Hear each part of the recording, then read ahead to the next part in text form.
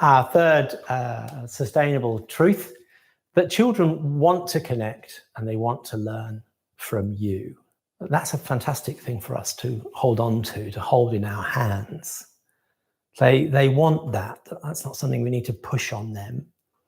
And that's something that we can be sure of in these unknown spaces and these unknown times, that they want that. So it says here, so what? How does that help right now? So hopefully I've made the point already, but if we bring fear with us, if there's too much fear around, we will be hijacked by this defensive process. Our problem solving, our memory, our language, our judgment, our impulse control, all of our social behavior will be affected if we bring too much of our anxiety with us, or if schools become obsessed with the uncertainty. And we can forget what we are there for. Our thinking becomes hijacked, and we can end up just kind of mindlessly doing. And my concern would be right now that schools just kind of end up putting in lots of processes, but they're not really clear about what the process is for. What is it for? What are we doing this for? And essentially what you're doing all of those things for is to provide a safe environment where you and the children in front of you can enter into this kind of containing relationship. That's what it's for. That's what's underneath everything. So providing some psychobiological regulation for every learner. It's worth thinking about how we show up as babies wanting these physiological needs. So we are physiologically designed to want and need warmth, holding, and feeding. And it's the absence of these things that provokes anxiety. So any contained environment needs to be kind, needs to be safe, and it needs to be a place where children feel that they can take things in that are worth something to them, that are going to fill them up in a good way. Now, later on, what happens is this physiognomy becomes part of our psychology, that we're then looking for people who are warm and kind so that we can connect with them and form this kind of reparation. We're looking for environments that are safe or safe enough. And also, we're also looking for places that feed us, and they can feed our intellect, but they make us feel like we are taking things in that will help us to grow.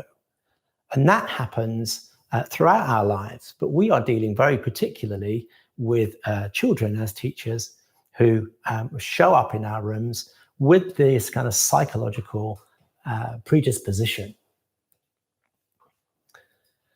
And it's in this context then that we can really understand that relationships are primarily the driving force of learning. And we have to look after the relationships first, because it's the relationship between teacher and learner that fear and anxiety is contained, a boundary is put around it, and it's made safe. So let's think about the role of the institution for a second. Because the role of the institution, the institution also has a role in containing teachers, and they will need to, and they are probably already doing this very important job. Because a school is very similar to a teacher. A school has lots of roles, but two very clear roles it has is that it provides a space where the curriculum happens, where the learning, the content, the subject knowledge is planned and presented. But the other side, and the part that I think COVID has thrown up for us, is that also school provides a space where children form relationships with adults who are not their parents. Yes, of course, they may be psychologically in a relationship which is stands in for the parents, but they're not their parents, and that's important. So they're learning about other ways, other adults, other ways of dealing with other people. They also have relationships with peers. And school is a place where they're very much allowed to kind of take on a notion of self-concept, very, very important space where they understand themselves as separate from the home. They've come into a space where they are allowed to kind of be themselves, and they're recognized as such, and they have a sense of identity. And it's this social aspect that needs our focus right now. And the same matrix applies. So the same matrix of environments that are kind, warm, environments where students feel safe and where they are provided food that they can imbibe or take in applies just as much to the school environment as it does to the teacher and learner environment, particularly around this idea of safety. And the school has a responsibility to provide this environment, not just for the children, but also for the teaching staff. And that's something that I'm sure is being attended to, but really needs to be attended to if we are to kind of be successful in overcoming this kind of uncertainty that we're surrounded by. So in terms of you as a teacher, you are also coming into a space where you will need to feel contained, because you have relationships also with management, with peers.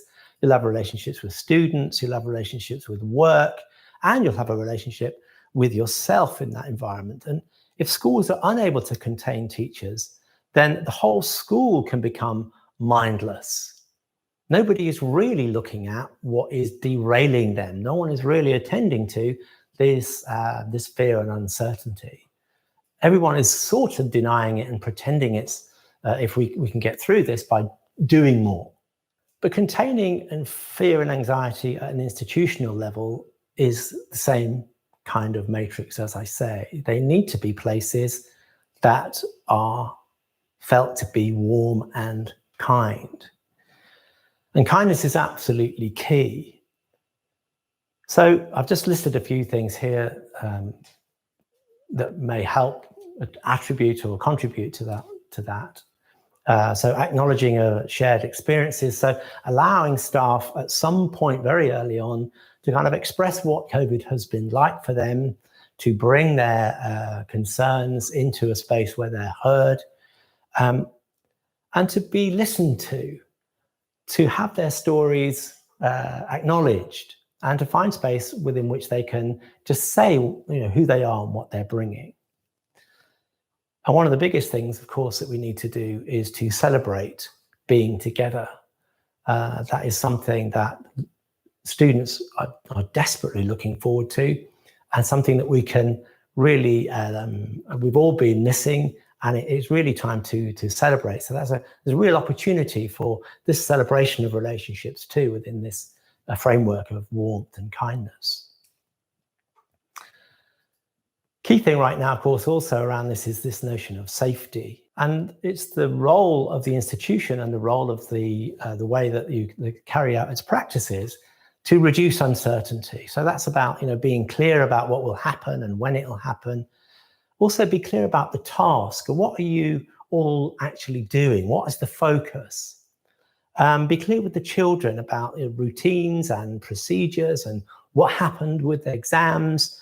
Don't push anything away, but be really clear about it. Be open about it in a way that allows that anxiety to come up and be expressed, and not feel as though it may be a danger to the institution.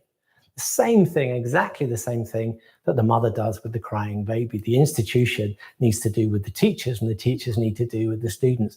Holding that environment in a safe way is replicated throughout all three of these three tiers of these, with students, with teachers, and institutionally.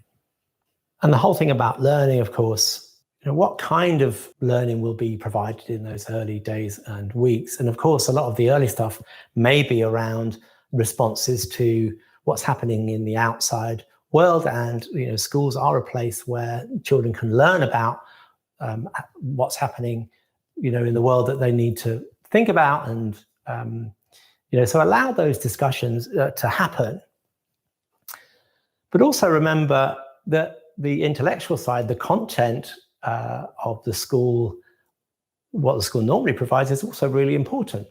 That's what the children are there for, and it's part of the routine of school. So let's not be, as we seem to be right now, sort of overwhelmed or obsessed with this sort of the COVID drama.